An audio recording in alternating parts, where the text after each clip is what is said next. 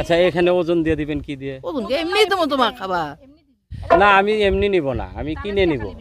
আপনার যে কথাবার্তা তাতে আপনি অনেক বড় বড় মানুষ। মানুষের ধনী গরিব নির্ণয় করা হয় তার মনের উপর। গরিব বলতে কি আমার কোনো সন্তান নেই বাবা, সে তোমাকে দেখে আমি খুশি হচ্ছি বুঝছা। আল্লাহ। তোমাকে হয়তো 4 আলু খাবার দিলে হয়তো আমার মনটা শান্তি পাবে, তাছাড়া কিছু না।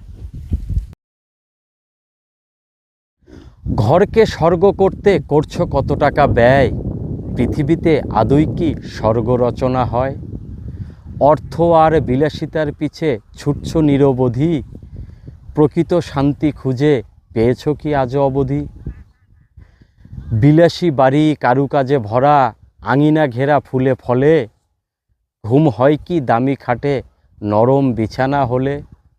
ক্ষমতার দাপট দেখাতে গিয়ে করেছ কত যে নির্যাতন, সুখের আশায় সম্পদ গড়েছ পাহাড়ের মতন।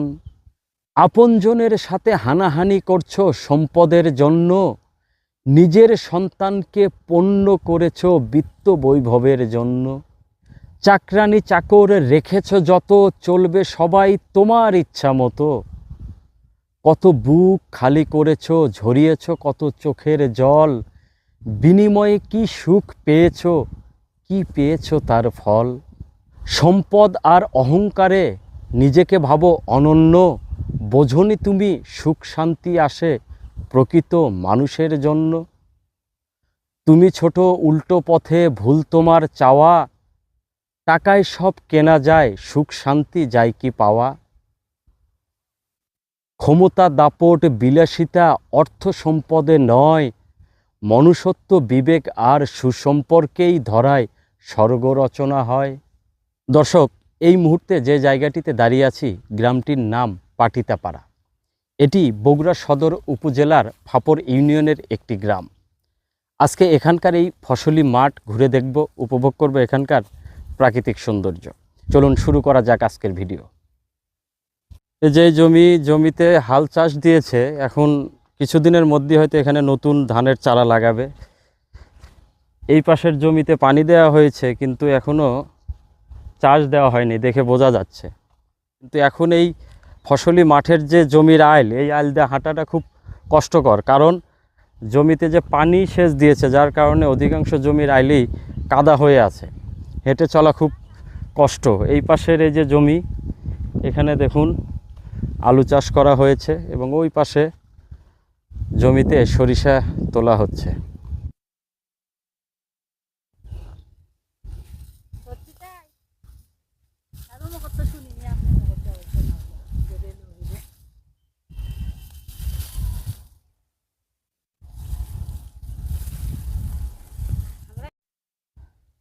দর্শক, এখানকার এই জমিটি দেখুন সম্পূর্ণ সরিষা তুলে রোদে শুকাতে দেওয়া হয়েছে। এখানে একটু শুকানোর পর তারপরে এই সরিষাগুলো বাড়িতে নেওয়া হবে। এই যে এই পাশের জমি, এই জমিতেও সরিষা তোলা হচ্ছে। এই পাশের কিছু অংশ সরিষা তুলে এনারা ওই পাশে চলে গিয়েছেন। একটু সরিষা তোলার অভিজ্ঞতা নেই। অন্যান্য ফসলের মতো এগুলো কাটতে হয় না, শুধু হাত দিয়ে টান দিলেই একদম গোড়া সমেত উঠে আসে। সরিষা এইভাবেই তোলা হয়, ওনারা এইভাবেই তুলছেন দেখলাম। এই সরিষা তোলার পর এই জমিতে ধানের চারা রোপণ করা হবে, তারই প্রস্তুতি চলছে এই ফসলি মাঠের অধিকাংশ জমিতে। এইভাবে সরিষাগুলো রোদে শুকাতে দেওয়া হবে। এখানে একটু শুকানোর পর তারপরে এই সরিষাগুলো বাড়িতে নেওয়া হবে। এই যে দেখুন সরিষার দানাগুলো কত সুন্দর হয়েছে, কত পুষ্ট। এর ভিতরে সরিষাগুলো কেমন, এই যে দেখুন, এই যে হলুদ সরিষা। এই সরিষাগুলো আর একটু শুকানোর পর বাড়িতে নেওয়া হবে।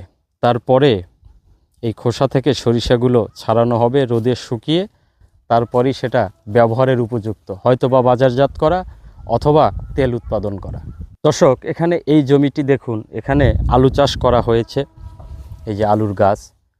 কিন্তু যে জিনিসটি দেখে এখানে এলাম, এই আলুর মাঝে মাঝে পেঁয়াজ লাগানো হয়েছে। এই যে দেখুন, নির্দিষ্ট দূরত্ব পরপর সারিবদ্ধভাবে পেঁয়াজ লাগানো হয়েছে। এগুলো হয়তো এই জমিওয়ালা তার নিজের পারিবারিক চাহিদা মেটানোর জন্যই এই কাজটি করেছে, আলুর সঙ্গে পেঁয়াজের চাষ। এই যে পেঁয়াজগুলোতে দেখুন, এই যে সুন্দর ফুলও বের হয়েছে। আসলে এইভাবেই ফসল উৎপাদন করা উচিত। যে হারে আমাদের দেশের জনসংখ্যা বেড়ে চলছে এবং দ্রব্যের যে মূল্য বৃদ্ধি পাচ্ছে, তাতে জমির সঠিক ব্যবহার না করলে, উৎপাদন না বাড়ালে আসলেই খাদ্য সংকটে পড়তে হবে। কি আলু মুরব্বী? পাকড়ি আলু। বাজারে তো এইরকম আলু অনেক দেখা যায়, সবাই তো পাকড়ি বলে। তো পাকড়ি কিভাবে বুঝবো? এই যে মাঝে মাঝে যে সাদা সাদা দেখা যাচ্ছে, এটা হচ্ছে পাকড়ি, মানে ফাটা পাকড়ি বলে।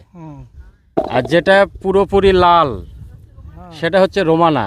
কিন্তু এখন এই যে আলু ব্যবসায়ীরা, যারা আসলে বাংলাদেশে তো 2 নাম্বারের সব এক্সপার্ট ওস্তাদ, এরা করে কি, এই রোমানা আলু যেটা সম্পূর্ণ লাল, সেই আলুগুলো বস্তার ভিতরে নিয়ে ঘষাঘষি করে উপরের চামড়াটা তুলে একটু সাদা সাদা অংশ বের করে বলে যেটা পাকড়ি। কিন্তু আসলে পাকড়ি আলু চিনতে হবে এইভাবে, চামড়া না তুললেও এই লাল এবং মাঝে মাঝে সাদা চিহ্ন থাকে, চামড়ায় সাদা এবং লাল এইরকম মানে যে চিহ্নগুলো থাকে, এটা দেখে বোঝা যাবে এটা হচ্ছে পাকড়ি আলু। এই ছোট গোল আলু, লাল আলুর মাঝে এই আলুগুলো খেতে খুব মজা। আচ্ছা, এই যে দেখেন গাছে কত সুন্দর আলু ধরেছে। আচ্ছা, ও এই আলুর নাম বউ সোহাগী। বাপ রে বাপ, কত যে নাম! এই বউ সোহাগী নাম যে কত কিছুর দেখলাম। এই যে এটা হচ্ছে পাকড়ি আলু, আর এটা হচ্ছে বউ সোহাগী আলু। এই যে এই যে এই দুইটা হচ্ছে বউ সোহাগী, এটা হচ্ছে পাকড়ি। আচ্ছা, এটা আবার তেল পাকড়ি। আচ্ছা, হ্যাঁ হ্যাঁ, কত যে জাত আলুর। এই যে আলু সুন্দর, এই যে আলু। কিন্তু এই যে এখনো যে গাছের সাথে অনেক ছোট ছোট আলু আছে মুরব্বী, এগুলো বড় হইতো না?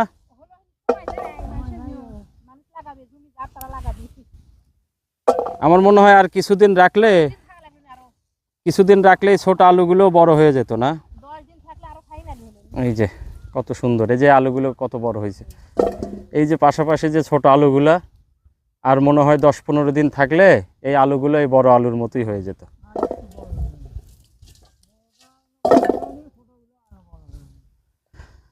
এখানে কতটুকু জমি চাষ করছেন? 13 শতক। 13 শতক জমিতে কি পরিমাণ আলু হবে আশা করতেছেন? 12-13 মন তো হবে। 12-13 মন। এই আলুগুলো কি করবেন? এগুলো খাওয়া হবে। পুরোটা না, কিছুর বিক্রি হবে সে লাস্টের দিকে। এখন কি স্টোরে রেখে দিবেন? তোরে রাখবো না, বাড়িতে রাখবো, আর 3 বস্তা তোরে রাখবো, আবার আরও নেই। 3 বস্তা বীজ হিসেবে স্টোরে রাখবেন, পরবর্তীতে আবার জমিতে লাগাবেন। আবার লাগাবো। আর বাকিগুলো এমনি বাড়িতেই সংরক্ষণ করা যাবে। বাড়িতে খাওয়া যাবে, আবার 2-1 কেজি করে বাড়ি থেকে বিক্রি হয়। এটা এখন এইগুলো কত করে কেজি বিক্রি করছেন? এখন এগুলো কম, কত? 20 টাকা কেজি। 20 টাকা কেজি। কিন্তু এই যে আপনার তো মনে হয় ক্ষতি হয়ে গেল। এই যে আলুর ভিতরে এখানে বেশিরভাগ আলুই ছোট ছোট, এই আলুগুলো আর কিছুদিন থাকলে বড় হইতো। আচ্ছা, এটা কি আলু? এটাও পাকড়ি সাদা। তো এইগুলো তো চেনার তো কোনো ওয়ে নাই আসলে। আমরা বাজারে সাধারণত এই আলুগুলা দেখি, সব দোকানদারই বলে পাকড়ি আলু। আপনাদের কি জমি নিজের?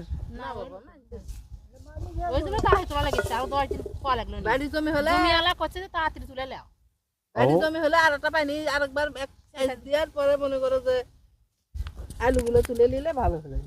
এইগুলো তো আরো বড় বড় হয়ে গেল, নিলে আরো বড় বড় হলো।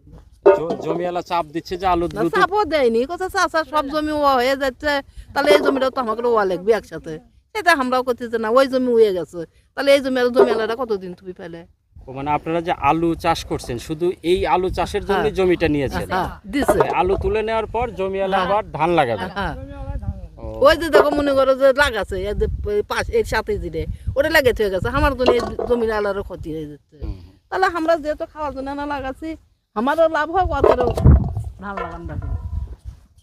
আশেপাশের জমিতে ধানের চারা লাগানোর কারণে আপনাদের একটু ক্ষতি হলো, কারণ এটা আসলে দেখতে এই যে ছোট ছোট আলু, এটা ক্ষতি না? না, বড় হলে আমার কোনো ক্ষতি হয়নি। আমরা গরিব মানুষ, লাগাবার দিচ্ছে, আমাকেও 2 পয়সা হবি, খাওয়াও হবি, আমাকে ক্ষতি। আচ্ছা, আপনারা যে জমিতে যে আলু চাষ করছেন, জমিওয়ালাকে কি দিবেন?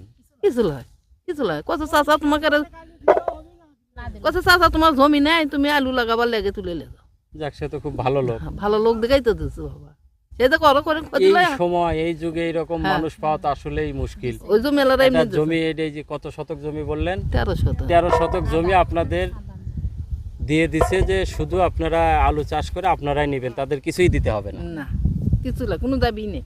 যাক। খালি কথা চাচা আমরাও জমি লাগাচ্ছি, আলুটা কোনো তুললে আরো এক না না, সপ্তাহ তাহলে তো অবশ্যই ওনার কথা শোনা উচিত, কারণ কথা যেহেতু চাচা আরো এক সপ্তাহ তুলে তোমার না ভালো হলো নি, তে জমিটা যখন মরতে পড়ে যাবে হালো তো আসবি না। না চাচি আলু নিব না, আপনাকে আসলে অনেক ধন্যবাদ বলছেন। না 5 কেজি খানিক আলু নিয়ে গেলে না আপনি বলছেন, আমি খুব খুশি হয়েছি। খুশি লয়, আর আলু- তুমি নিলে আমরা খুশি হন না। না না না, আলু আমি গতকালকেই বাজার থেকে কিনছি, আপনি বলছেন খুব খুশি হয়েছি। আমার কাছে এখন ব্যাগ নাই, থাকলে আমি হয়তো 5 কেজি খানিক লাও, কিনেই নিতে। আমরা শোনো গরিব মানুষ বুঝছা, তুমি যদি নিলে না আমরা খুশি হন না। আচ্ছা এখানে ওজন দিয়ে দিবেন কি দিয়ে? ওজন কি এমনি দেবো তোমার খাবা? না আমি এমনি নিব না, আমি কিনে নিব। আমরা টাকা নেবো, এমনি খুশি হয়ে তোমার, তুমি যাচ্ছে দেখিচ্ছে এই তো ছবি তুলিতে আমার কথা ওইটিবেন হচ্ছে, এলে কোন জায়গার দেখাবো নাকি বা? সেটা যেখানে দেখে আপনি দিতে চাইছেন, আমি খুব খুশি হয়েছি, তবে আমি নিলে টাকা নিতে হবে। আমরা গরিব মানুষ তোমাকে খুশি করে দিচ্ছি। সেটা ঠিক আছে, আমি এমনি নিব না, নিলে টাকা নিতে হবে আমার কাছে। এই দাও। তাহলে আর দেন। খুশি হয়ে নিলে আমরা খুশি হন, যেটা চল আসছিল আমরা তার খাবার দিচ্ছি। শোনেন, সবই ঠিক থাকলো, আপনি খুশি হয়ে আমাকে আলু দিবেন, একটা আইডিয়া করে বা আন্দাজ করে 5 কেজি দিলাম, সেখানে কমও হতে পারে বেশি হতে পারে, সেটা তো কোনো কথা না। না। এটা তো আপনি খুশি হয়ে আমাকে কিছু দিবেন, আমি খুশি হয়ে আপনাকে কিছু দিব, এই শর্ত। এখন তো নেওয়া তো আসলে মুশকিল চাচি, নেওয়া মুশকিল বাবু, থাক আপনার এখানে কিছু নাই। না আপনার বস্তাটা নিলে, নিয়ে যাও বস্তা নিয়ে যাও, আমাকে অনেক বস্তা আছে, নিয়ে যাও। আমরা গরিব মানুষ, তোমরা নিলে খুশি হবো বুঝছা।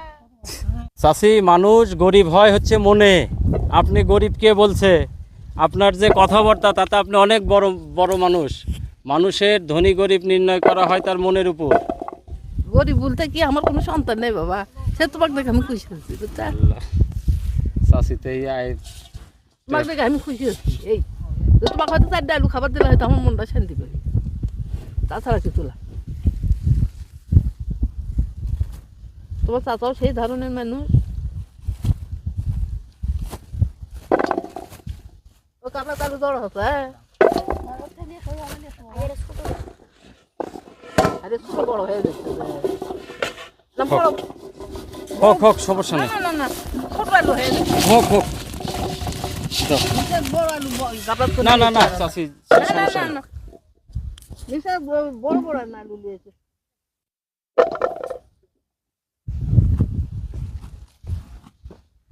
বড় বড় হচ্ছে না তোমরা। না শোনো, না শোনো, তুমি হাত দিয়ে এমনি তোলো, 2 হাত দিয়ে তোলো।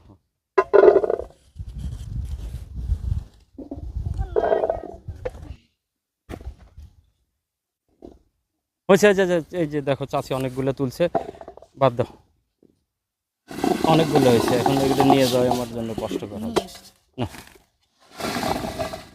হয়েছে, দড়ি আছে মামু, দড়ি লাগবে না। নাচি দেবেন। আপনি যে ভালোবাসা দেখাইছেন, এই ভালোবাসার দাম আমি দিতে পারবো না, এটা আসলে টাকা দিয়ে কেনা সম্ভব না। তাই হয়। আপনি যে ভালোবাসা দেখাইছেন, ভালোবাসা কখনো টাকা দিয়ে কেনা যায় না, এই ঋণ আসলে শোধ করা না। তারপরে আমি আপনাকে ব্যক্তিগতভাবে যা পারছি আমি আপনার জন্য বললাম, একটু পান খান বা যা খান, ইফতারের সময় কিছু খাইন, এই জন্যে। আর আমাদের জন্য দোয়া করেন। আচ্ছা বাবা ভালো থাকো, আর তো কোনোদিন পড়াতে ছয় আবার দেখা চল হয়। মুরব্বী আসি, আসসালামু আলাইকুম। আপনাদের অসংখ্য ধন্যবাদ, ভালো থাকেন, আল্লাহ আপনাদের ভালো করুক। আমরা ভালো ভালো অনেকক্ষণ দেখেন আমি করছি, দুই কি করে আমি করতে ছবি দেন। দর্শক, এখানে ঘুরতে এসে এখানকার সহজ সরল মানুষদের ভালোবাসায় শিখতে হলাম, এই সেই ভালোবাসার ফল। আজকের ভিডিওটি এখানেই শেষ করছি, পরবর্তী ভিডিও দেখার আমন্ত্রণ জানিয়ে বিদায় নিচ্ছি। ভালো থাকবেন, ধন্যবাদ।